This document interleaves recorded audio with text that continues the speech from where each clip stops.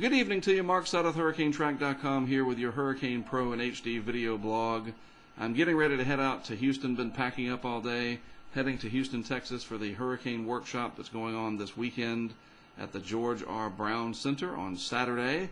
And then it's on to Amarillo, Texas with the team and myself to test launch our Hurricane Research Balloon payload, this small little Pelican case with all kinds of weather instruments attached to it, a couple of GoPro cameras, and it'll be hoisted into the atmosphere via a giant weather balloon. Got to slow down and talk.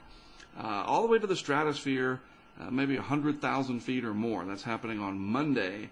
Tune in to HurricaneTrack.com for more on that Friday leading into the weekend, and then of course next week. But right now we have a hurricane to worry about. Tropical Storm Andres is way off the picture here, and it's not of concern. But what is of concern is very powerful Hurricane Blanca. Top winds 140 miles per hour. You see the forecast track takes it towards the Baja.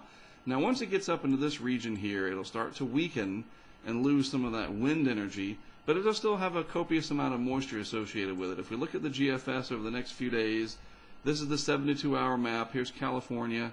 Here is the Baja Peninsula, outline the Gulf of California and the west coast of Mexico there. And this is the hurricane coming into view by day 3. At day 4, creeps a little bit further to the north. There's the southern tip of the Baja where Cabo San Lucas is located.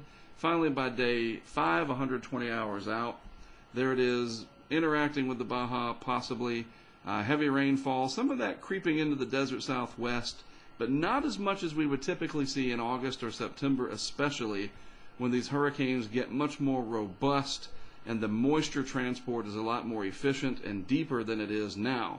This is an anomaly. This strong hurricane this early in the season isn't very typical, thank goodness, and so the moisture that's going to come up with it will be limited, mainly because it's going to lose a lot of its intensity as it approaches the Baja. Nevertheless, folks in the desert southwest, parts of southwest New Mexico, southeast Arizona, maybe the extreme western Texas panhandle, keep an eye on what happens with the remnants of Blanca as some of that moisture could get in and create especially some high base thunderstorms which produce lightning and not as much precip as you'd like, and maybe an occasional flash flood issue here and there.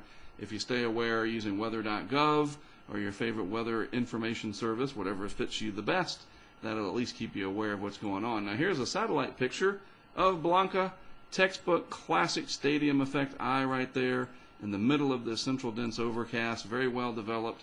The outflow is exceptional for the most part.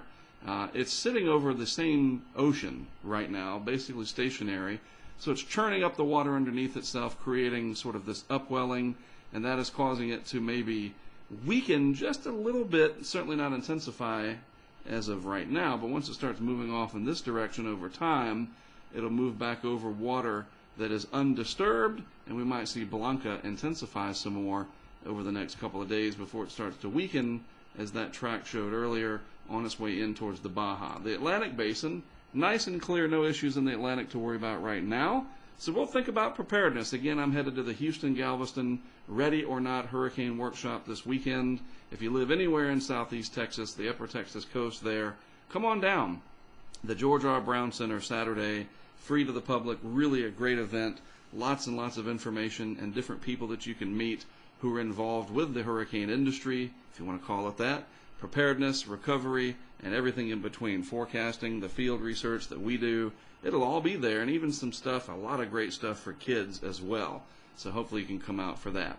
Well, that is it for me for today. You're hopefully up to date on what's happening in the tropics. We'll keep an eye on Blanca, and I'll have another update for you here on Friday. Again, I'm Mark Sudduth for HurricaneTrack.com and Hurricane Pro and HD. I'll talk to you again in a couple of days.